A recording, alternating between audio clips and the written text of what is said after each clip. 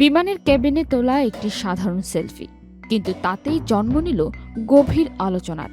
জাইমা রহমানের সেই ছবিতে পাশে রয়েছেন তারেক রহমান ও ডাক্তার জুবাইদা রহমান, অথচ নেটিজেনদের দৃষ্টি আটকে গেল মানুষের মুখে নয়, বরং নিঃশব্দে রাখা একটি বইয়ের উপর।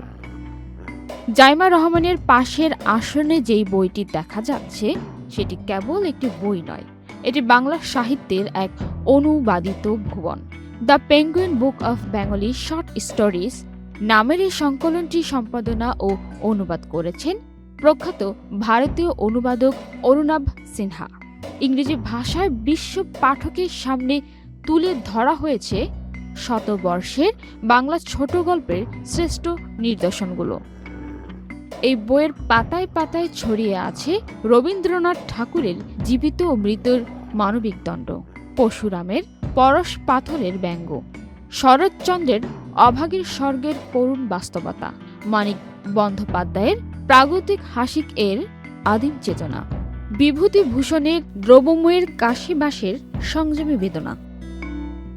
সঙ্গে রয়েছে নরেন্দ্রনাথ মিত্রের রস, সুবোধ ঘোষের অযান্ত্রিক, জীবনানন্দ দাশের নারী, প্রেমেন্দ্র মিত্রের যৌনিক কাপুরুষের কাহিনী, সৈয়দ মোস্তফা সিরাজের ভারত, সমরেশ বসুর আদাব, সত্যজিৎ রায়ের পিকুর ডায়েরি এবং শরদিন্দু বন্দ্যোপাধ্যায়ের হেয়ালি ছন্দ, যেখানে গল্পের সঙ্গে জড়িয়ে আছে সময় ও সমাজের দলিল।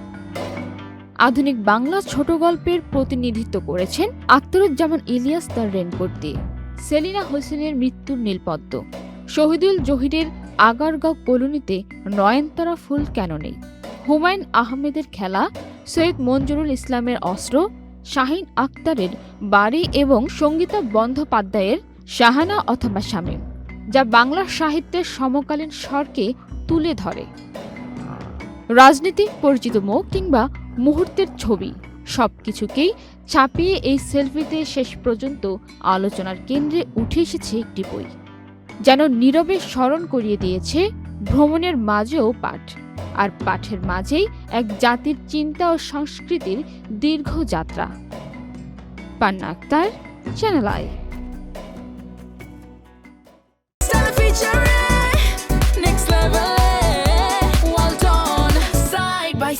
Free